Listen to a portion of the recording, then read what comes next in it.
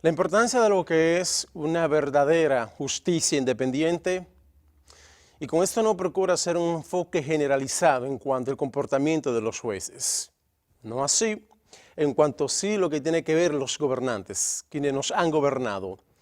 Y si podríamos entonces romper lo que es la regla de la excepción, cito un solo caso del profesor Juan Bosch, que es la referencia de gobierno que siempre pongo en cuanto a la honestidad, el respeto, la ética y la pulcritud gubernamental en los pocos meses que duró gobernando el profesor Bosch. Salvo al profesor Bosch, entonces, posterior a ese gobierno democrático, elegido democráticamente, ¿qué ha pasado en la República Dominicana con quienes nos han gobernado? Posterior a lo que fue el golpe de Estado hacia el profesor Bosch, a su gobierno, que nos han gobernado quienes desde ostentar el poder han entendido que tener una postura de intromisión, posterior control del sistema judicial es la garantía para robar, para garantizar impunidad y sobre todo promover y ejecutar los actos de corrupción. Aquí hablo sin importar el gobierno, salvo, claro, el profesor Bosch. Ahora, la importancia de una justicia independiente juega un papel determinante, una real democracia, aún con sus imperfecciones, y sobre todo lo que tiene que ver el Estado de Derecho. La República Dominicana, una de las grandes conquistas alcanzadas ha sido tener un Estado de Derecho. Y si se van a la Constitución, al artículo 7, observarán lo que implica el artículo 7 de la citada Constitución en cuanto a hablar de un Estado de Derecho, la importancia que tiene el mismo. Ahora bien, eso es un número, el 7, contenido, letras. ¿Por qué se habla de un Estado social, democrático y de derecho en la República Dominicana? Y sobre todo, ¿qué implica cuando el mismo debe ser aplicado con respeto? Que en el contenido del mismo se establece que el Estado de Derecho en la República Dominicana está fundamentado, cimentado en la dignidad del ser humano. ¿Hasta qué grado los politiqueros demagogos que tenemos pueden respetar la dignidad de los dominicanos, sin importar la clase social? Bueno, el hecho de los actos de corrupción, de cuánto se ha robado, es un claro ejemplo de que no hay un respeto a la dignidad de cada dominicano, sin importar su clase social. ¿Qué importancia tiene de hablar en lo que es un Estado de Derecho? Bueno, porque los Estados de Derecho, como su palabra lo dice, nace como una respuesta a lo llamado Estado absolutista, que lo mismo tienen como característica la ausencia de libertades, la concentración de poder y sobre todo que no le aplica las garantías constitucionales a sus ciudadanos. Eso pasa en la República Dominicana y se van a preguntar ¿por qué? Porque el hecho mismo de que los casos más sonados de corrupción, Odebrecht, por ejemplo, caso Félix Bautista, el caso de aduanas en Santiago, entre otros casos que más adelante le vamos a citar, es una muestra más de cómo se juega con el sudor de cada dominicano.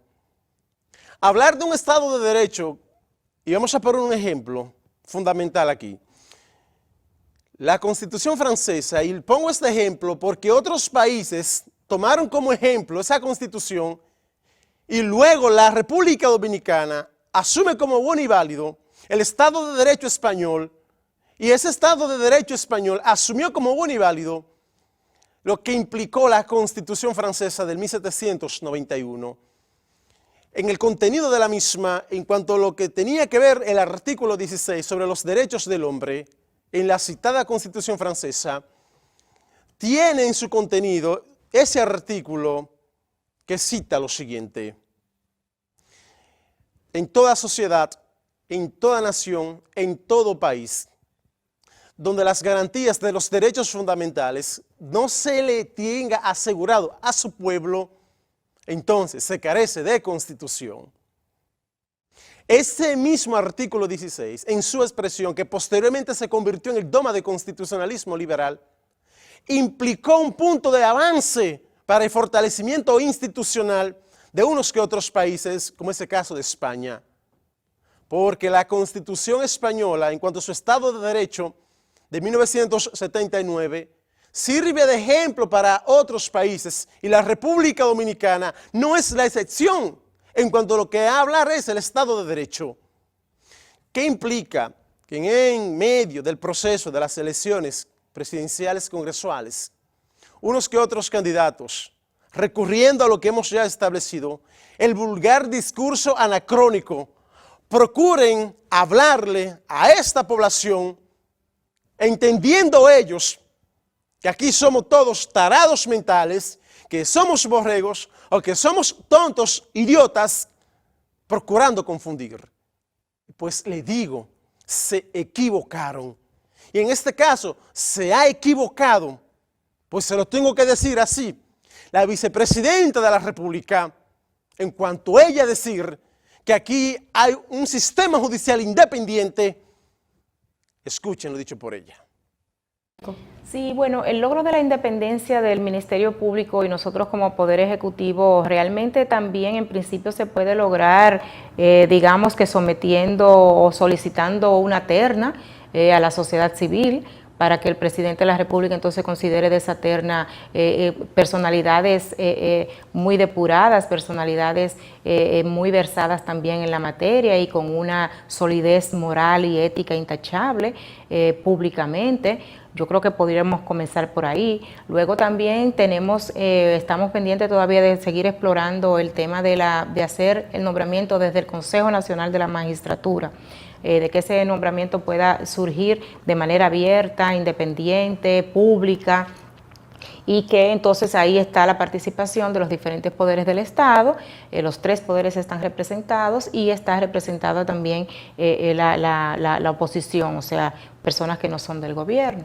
De manera tal que nuestro mayor deseo y nuestra, mayor interés es que podamos contar con un Ministerio Público independiente de forma tal que efectivamente sigamos fortaleciendo el sistema de justicia en República Dominicana y brindando garantías a toda la población y sobre todo brindando credibilidad y confianza a todos los actores del sistema y del Estado. A su juicio, ¿es independiente la justicia? Sí, porque el Poder Judicial es independiente. O sea, el Poder Judicial es un poder distinto al nuestro. ¿Pero en ley o en práctica? En ley y en práctica, yo creo que los jueces actúan de manera independiente y que tenemos jueces honestos. O sea, para que el ministerio, para que el sistema, el Poder Judicial no sea independiente, tendríamos que estar hablando ya de palabras mayores, o sea, de que hay jueces entonces que se venden. Y eso yo jamás me atrevería a decirlo. Yo creo que nosotros tenemos una judicatura muy de gente honesta, de gente con ética, con valores, con mucho conocimiento, y que bueno, independientemente de que en algún momento se puedan equivocar como todo ser humano, pero eso no quiere decir que no sea una justicia decente. Escucharon lo dicho por la vicepresidenta. Eso es gracias a Carolina Santana, que entrevistó a la vicepresidenta de la República. Según la vicepresidenta, nuestro país cuenta con un sistema judicial independiente. Fíjense que cuando se cae en la categoría de ser un vulgar mentiroso, en esa categoría cae la vicepresidenta. En esa categoría, en cuanto a hablar vulgares mentiras. Y este caso, lo digo por eso, miren. ¿Quién es el Procurador General de la República? El que está en el centro es Jean-Lai Rodríguez. Cuando entramos en el punto, en cuanto es la importancia, la necesidad, en cuanto es despolitizar el Poder Judicial y trabajar en cuanto a lo que es el fortalecimiento de la independencia de los jueces. Por eso cuando hablaba de la importancia de un proceso que puede marcarse en cuanto a lo que es la independencia del sistema judicial, que es esencial para la democracia y el Estado de Derecho. Y cuando usted tiene a un Procurador General de la República, y esto es un mal histórico, como le decía al inicio, porque la historia nos ha mostrado que la justicia dominicana ha estado matizada por la intromisión y el posterior control de quien podría en ese momento ostentar la presidencia de la República. Usted me tiene desde el Poder Ejecutivo el control del Poder Judicial. Y cuando usted me nombra por decreto a un Procurador General de la República, automáticamente ese procurador se convierte en un títere de lo que usted quiere que sea. Y eso es lo que ha pasado con la justicia en este país. Y por eso los casos de corrupción en la República Dominicana terminan en archivo, terminan en el zafacón, terminan en la letrina. Porque a ninguno le ha importado trabajar por la independencia judicial. Porque es la mejor garantía de quienes quieren robar.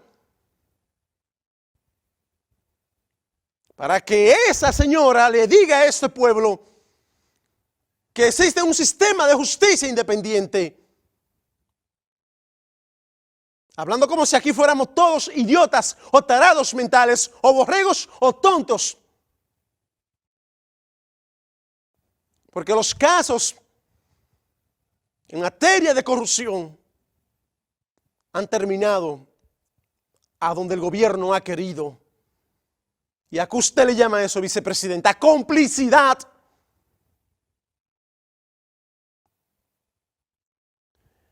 Odebrecht. ¿En dónde está Odebrecht?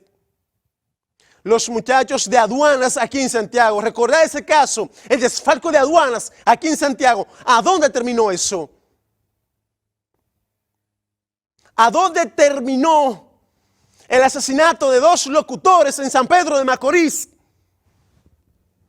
En cuanto a las ventas de tierra del CEA. República Dominicana, en un año, 4 muertos, 3 asesinatos y un joven arquitecto que se suicidó dentro de un baño de la OISOE, según autoridades. Y el caso de los 2 locutores asesinados en San Pedro de Macorís, lo asesinaron por el tema de la corrupción, por unos terrenos que ellos compraron y que posteriormente se descubrió una red de corrupción en ese proceso y que ellos inocentemente compraron unos terrenos hasta que explota la red de corrupción en el CEA, en San Pedro de Macorís, y asesinaron a esos 2 locutores, vicepresidenta. Y el caso de Junior, con el tema de la onza, lo encadenaron, le pusieron blog y lo tiraron en un arroyo, por el tema de la corrupción, vicepresidenta. Mientras más secuestrada está la justicia, más ladrones puede tener un gobierno.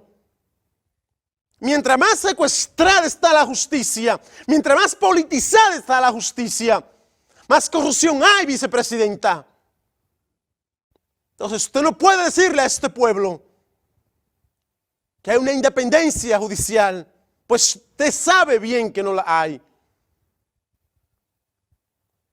Y si hay un responsable, que como digo, usted sabe lo que hizo su esposo, Leonel Fernández, cuando puso a un hombre de su confianza como presidente de la Suprema Corte de Justicia, a Mariano Germán, vicepresidenta.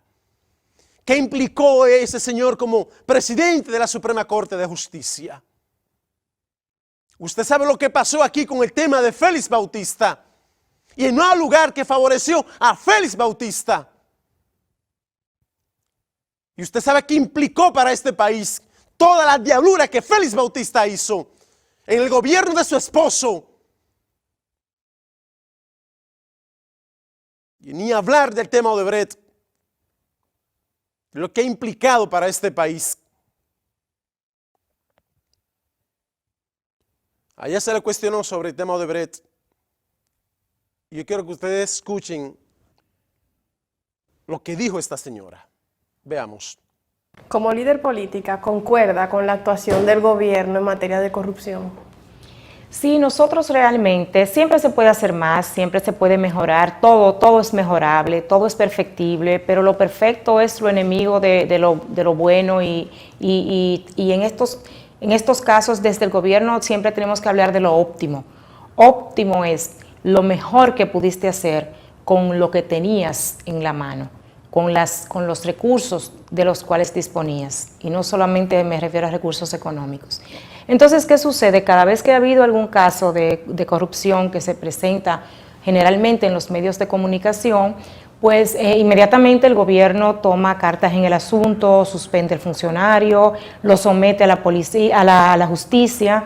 El Ministerio Público entonces ya se encarga de toda la parte persecutoria. Y ahí nosotros lo entregamos, Carolina, o sea, nosotros lo entregamos al Poder Judicial. El Poder Judicial es quien le corresponde entonces condenar y evaluar si hay indicios suficientes como para poder comprobar la culpabilidad o no de esa persona que ha sido ya, digamos, condenada públicamente a través de los medios de comunicación.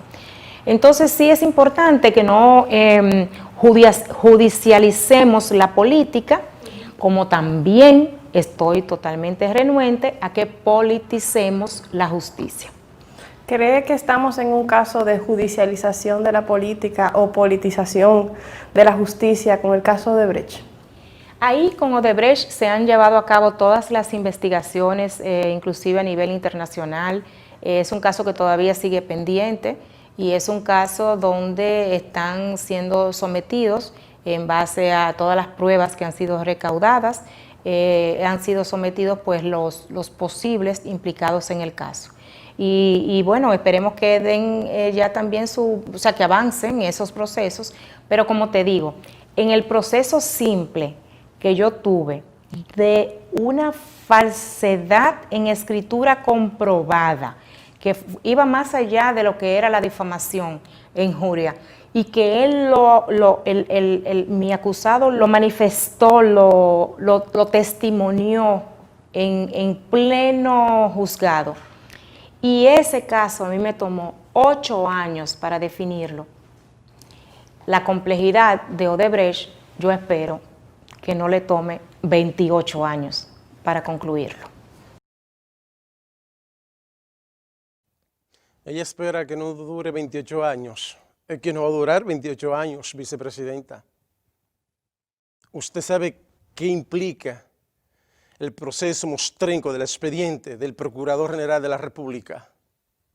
En otros países con independencia judicial como Perú, Colombia, entre otros países, Brasil, en cuestión de meses, la investigación tomó años, ahora automáticamente se presentaron pruebas.